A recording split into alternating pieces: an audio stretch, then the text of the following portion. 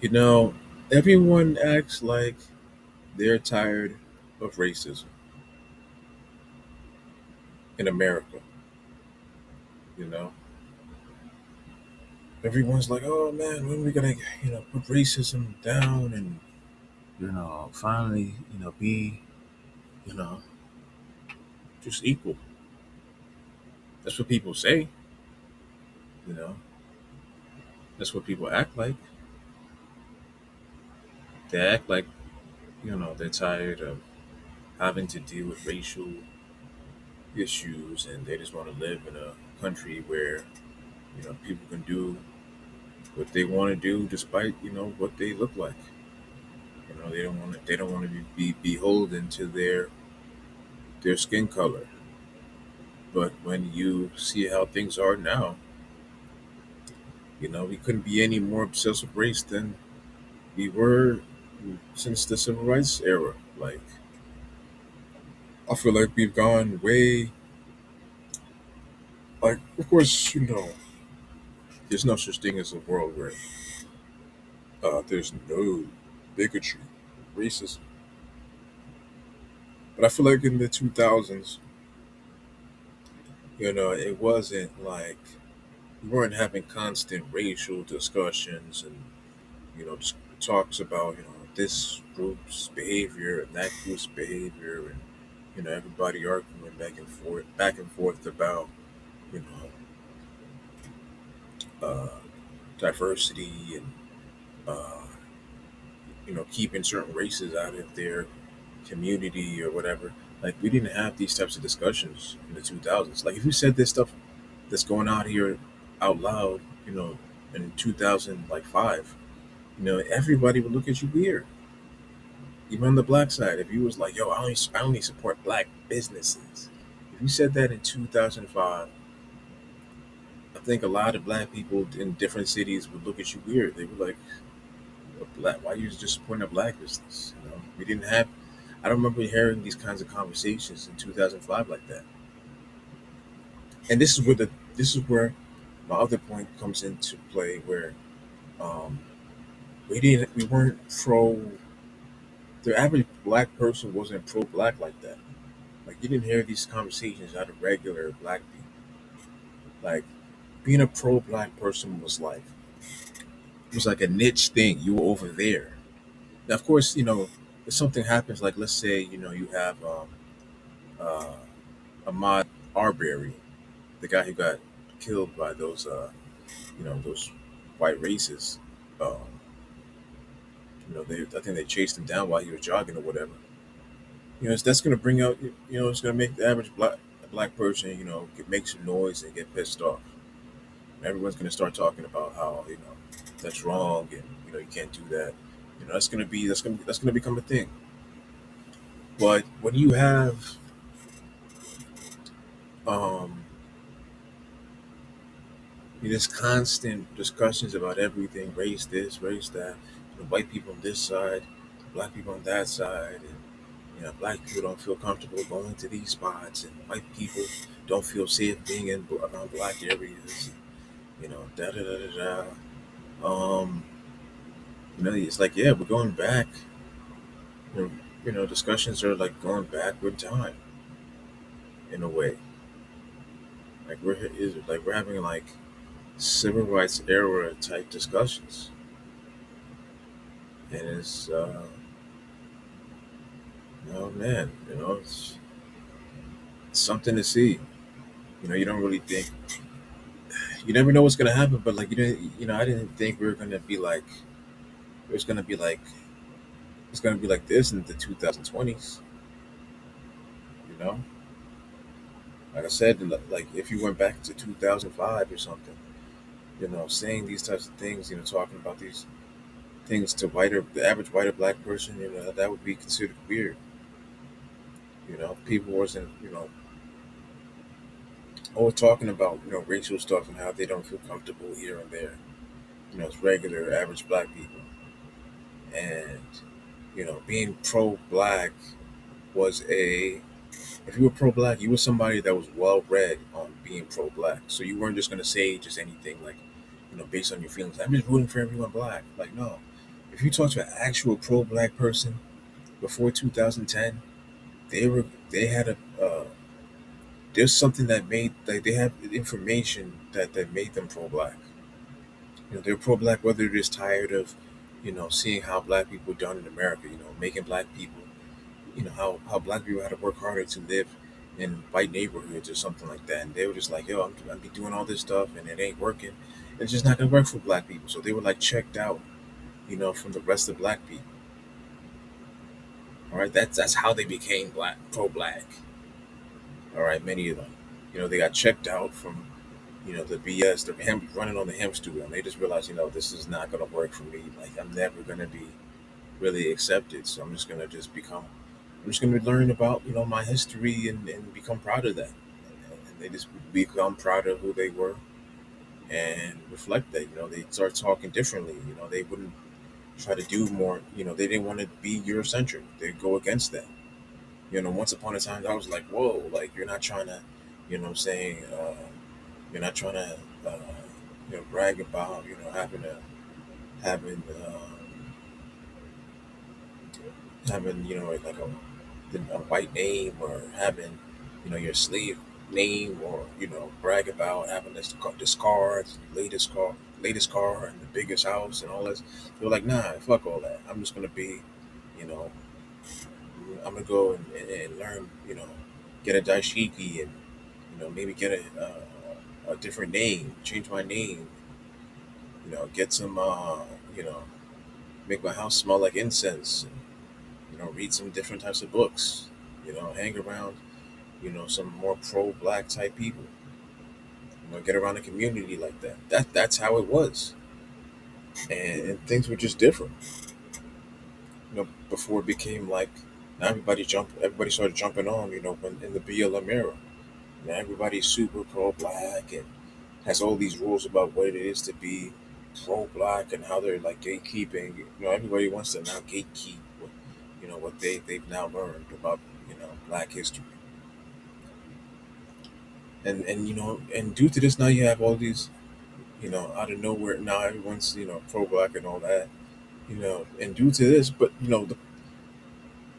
with this cannot work because so many who are not literate, that don't really read like that. To be pro-black, you have to be well read in many different types of books. You can't just wake up one day, watch some YouTube videos, and really become pro-black. You got to learn about all different types of things they've done in history. You have to be well versed in the things that, because that's how all these other figures came up. Malcolm X didn't just wake up one day and just throw an afro and say fuck it, I'm going out there. He read on how America consistently, systemically fucked black people over. Okay, and then he can make an educated stance. So when he's talking to a white person about how America's done black people wrong, he can say this definitively because he has a well-read uh, stance. He's a stance that he's well versed on. He's gotten different books and sources and things like that, and also witnessed things in his life to be able to put forth this educated uh, stance that he has on how white people have done black people wrong. He didn't just wake up and just decide to yell a bunch of dumb shit. That's what a lot of y'all are doing. You're not really well versed. You don't read on these types of things. You have to read on these types of things. You can't just go to YouTube or Instagram and look at memes and go to TikTok and just somebody yell inside their car. You need to be well versed on what it is to be pro black. All right. And it's usually probably gonna take a couple years too. It's better if you learn it while you're like in school. You know, for me, I always had like some understanding of black history because it was taught in school, and it wasn't like the bullshit. Like it wasn't some emotional shit that they that you see sometimes now where they're doing the most. It was a real understanding. Like I understood Jim Crow and how black people couldn't do certain things and how to kind of keep their heads down. I understood some of the bogus rules that black people had to live under. And so black people back then had to really move, a certain way, and they couldn't just, be loud and arrogant about it, like black people are now. You know, and if they were, they had to be, like you had to be somebody. Like you couldn't just be, like you had to be a real somebody. You couldn't just be Joe, the sharecropper, and talk crazy to white people. You had to be uh, you had to be a dude that's Sidney Poitier or something like you got to be on some major. So you got to be on some stuff. You got to be a top 1% black person. But like to be a black person that's got nothing going on back then, no, you couldn't be talking crazy. And like the my point is this, this you have to understand. You have to be well read to understand how black people have gone through different things, different experiences in America, so that you can properly speak of what's going on now. A lot of y'all don't have that. That's why y'all all just, following, the loudest person that you think knows what's going on. And y'all giving these people voices because y'all don't know what to say for real.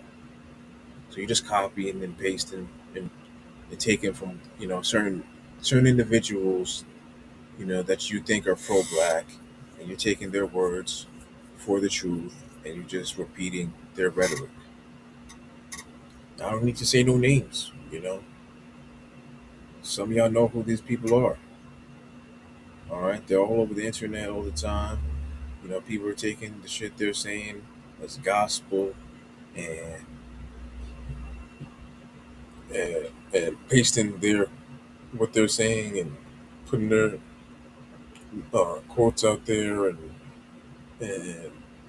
trying to repeat what they're saying as if they're some type of you know pro black guru, and they're not. They're just talking to get attention, to get clicks because they know everybody at this point, 2026 knows.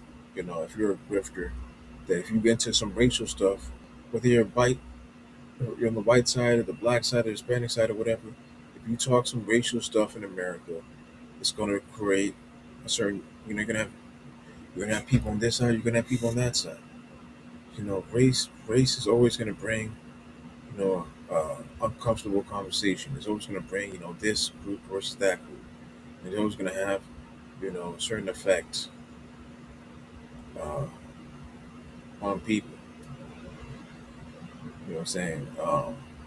Because that's how humans are. Um, we're always looking to identify with certain people and chastise other people. And we want to, and people want to identify with their group. So when people feel like they identify with their skin color, they're on this side, and the other people are on the other side, and what I'm saying. My whole point is that people just, they want to be on. It's easy for people to fall into these types of mindsets when they get when they get fed a bunch of um, someone comes around talking to racial that type of racial talk. Like, hey, I don't like being in a country with all these Hispanics. Some people, people might eat that up and start being, on some, falling into that MAGA talk. Some people might be like, yo, I don't feel comfortable, going to these stores because there's too many white people and they don't really respect, black culture and stuff like that. Some black people might go for that. It's always, it could be easy. And like I said, it's easy because, we're in a country where, you know, people kind of, this is the problem with America. We have a country where individualism is, and making it your own way is the way. People praise that. And that's a good thing. It's a good way to make it. That's what a country is built on. Finding your way, making your way. But sometimes it's a bad thing. To be individual on an individual mindset because that can bring about um, some of the problems that you have. when you're just doing for self and you're like screw everybody else. Sometimes you gotta have the understanding of the community. You gotta understand that we gotta look out for each other and not just give the middle finger. Um, not just give the middle finger up to people because we believe they don't have our ideology. You know, for the longest time, we was always understanding that we are the American people, despite regardless of our skin color, regardless of our ethnic backgrounds, regardless of our the communities that we hail from. We're American. We're Americans, and we're supposed to do things for the overall good of the American people. And now it feels like everybody's going into their corner, and they're just looking out for them. Whatever is good for whatever they identify with, and being selfish. And that's not the American way, or that's not what's supposed to be the American way. We're supposed to be a unified people doing things that are not selfish and not do dickhead things. To help keep to help screw this country over. You know what I'm saying? And that's how you get this country. That's how you lose this country, man. By doing the little dickhead things that have been going on the past 10 years. Just constantly trolling and doing little dumb shit, and everybody wants to be obsessed with their group, and this lives matter and that lives matter, and everybody wants to have their representation. It seemed good at first, but now it seems like everybody's on some childish stuff. Everyone wants to be petty. Everybody's complaining about every little thing. Everybody wants their group to be recognized the most, and everyone thinks their group is, the special, and this is just not going to get us anywhere. This is to me like we're just out here being overgrown children. Everybody wants their toy, or everybody wants their toy to be the best toy, and everybody wants attention, and nobody wants to give up their 15 seconds of attention up, and it's just not that's just not going to work.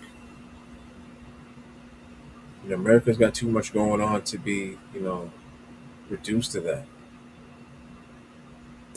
And I don't think some people understand that they live in their, everybody, so many Americans live in their own bubble. They don't understand the bigger picture of what America is. They only think of like, if they're from Iowa and all they do is farm, weed all day, that's their America. That's all they know. If they're in fucking Florida and they're in part of a motorcycle club, and they think of being America's running is, riding down the road with their gang, that's their America. If it's a bunch of niggas and all they know is playing basketball, and their America is playing is representing America, is basketball being represented, and buying different types of sneakers and basketball sneakers and stuff like that. That's their America. You know, but piece of people don't understand the big picture of what America is.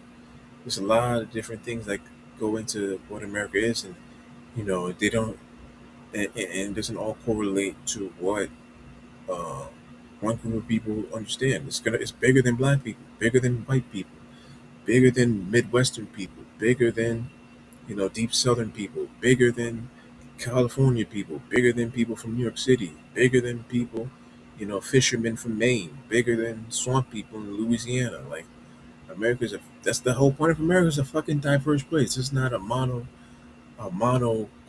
type of society. This isn't like what I'm saying, like what y'all think China is or something like, or what y'all think Japan is. Like this is a multicultural type of country where different groups of people are represented, and there's also multi um multi lifestyle. Like some people will live in cities where it's cold and there's factories and things like that, and they have to work labor jobs and stuff like that. And some people live in small towns.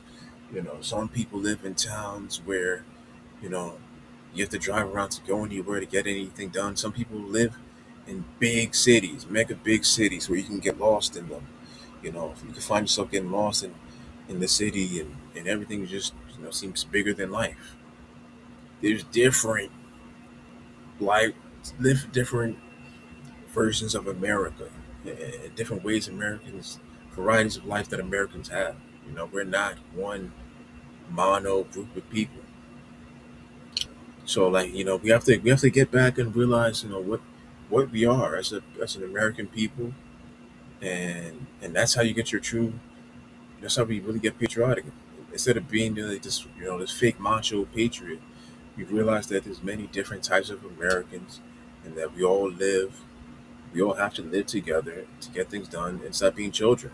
And be adults and really get things done by understanding the complexity of this country, and it helps um, to do right by that, and not try to downplay that, you know, or try to push away from that. America's been on this path of multiculturalism, and uh,